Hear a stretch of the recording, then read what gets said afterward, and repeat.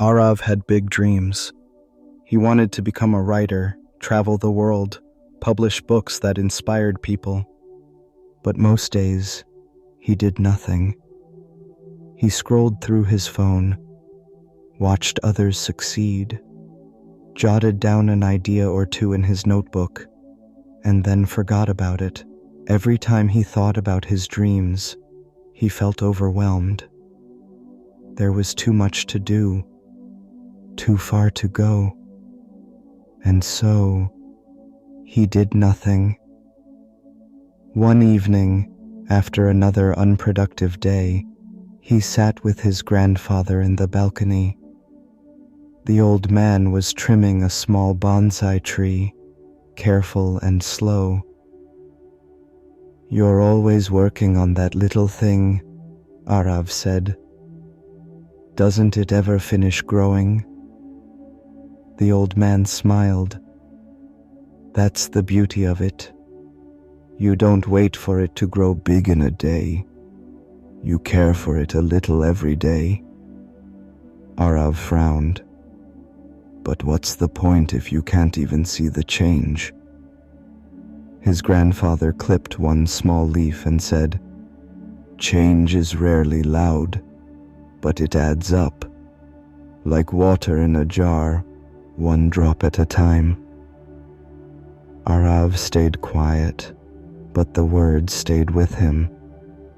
That night, before sleeping, he opened his notebook, not to write a chapter, just one sentence, and he promised himself to do the same tomorrow.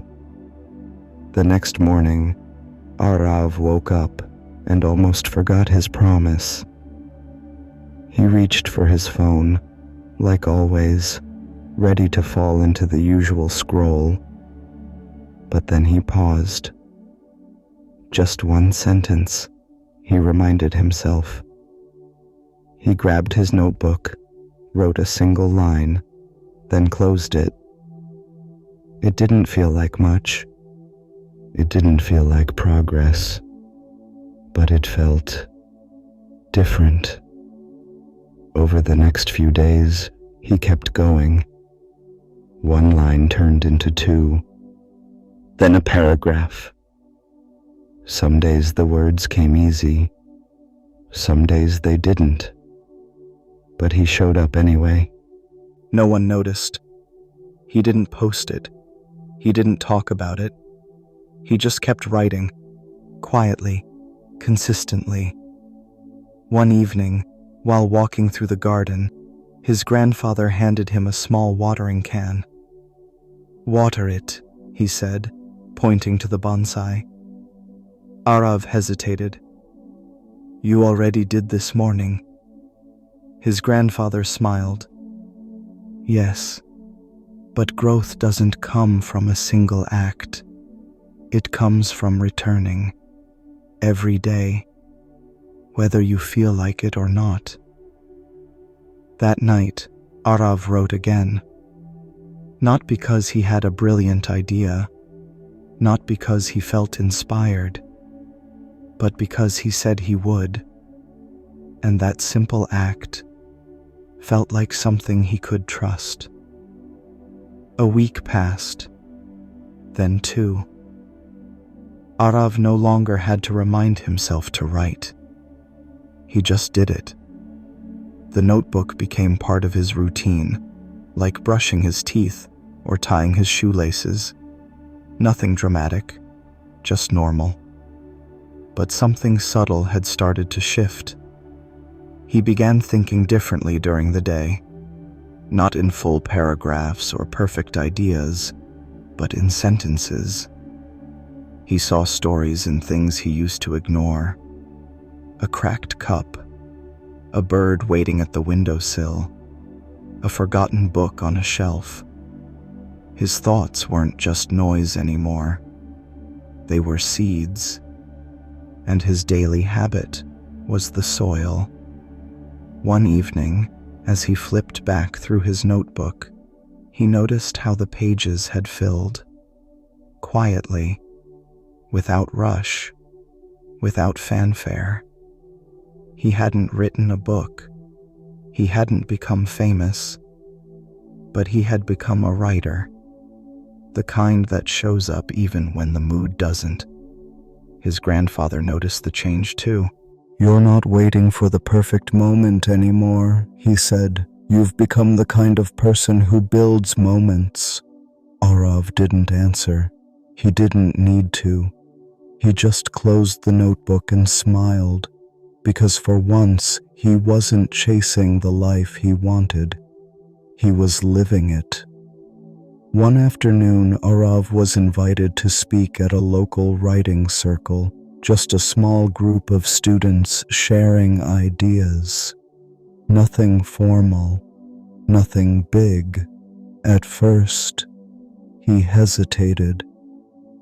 "I'm not ready," he thought.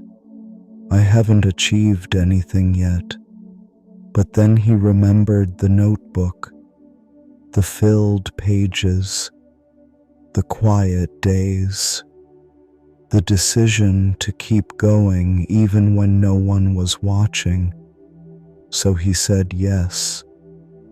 When his turn came, he didn't bring a speech. He brought his habit. He opened the notebook, picked one of the shorter stories, and read it aloud. No big words, no dramatic ending, just something honest, written on a day he almost skipped. When he finished, the room was still. Then one of the students raised her hand and asked, "How did you start writing like this?" Arav looked down for a second and replied, "I didn't start like this. I just started." That night, back at home, his grandfather was trimming the bonsai again. "You spoke today," he said without turning around. Arav nodded. "And?" the old man asked. "I didn't feel nervous," Arav replied. "I felt like myself."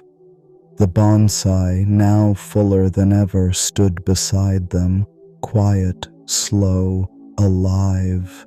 A few weeks later, Arav's teacher approached him after class. "I heard about your reading at the writing circle," she said.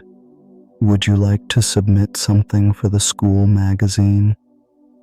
For a moment, the old doubt crept in. "I'm not sure it's good enough," he thought. But then he remembered all the evenings he showed up, even when the words felt flat. He remembered the days he wrote just one sentence, and how those sentences eventually built a voice that felt like his own. So he nodded. "Yes, I'll send something."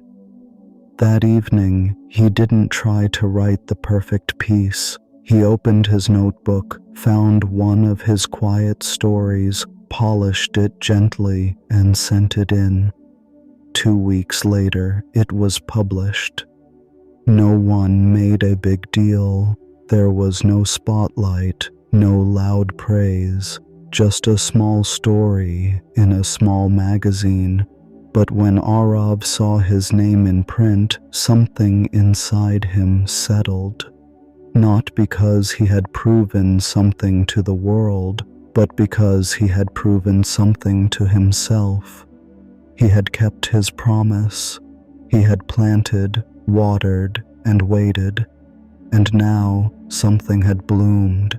A few days later, Arav sat once again beside his grandfather in the balcony. The bonsai tree was now thicker, fuller, quietly beautiful. He turned to his grandfather and asked, "Do you ever get bored of trimming it, of doing the same thing every day?" The old man chuckled. "Never. Because I don't do it to finish. I do it to stay connected." Arav nodded slowly. think I finally understand, he said. It's not about how much I do, it's about showing up. His grandfather placed the scissors down and looked at him. You've grown more than you realize, he said, and not just in writing. Arav didn't reply, but when he went inside, he picked up his notebook, now filled with weeks of quiet effort, and wrote one line across a fresh new page. Today, I showed up. It wasn't flashy, it wasn't meant to impress, but it was real, and that's what habits do. They build a life that feels true, one quiet day at a time.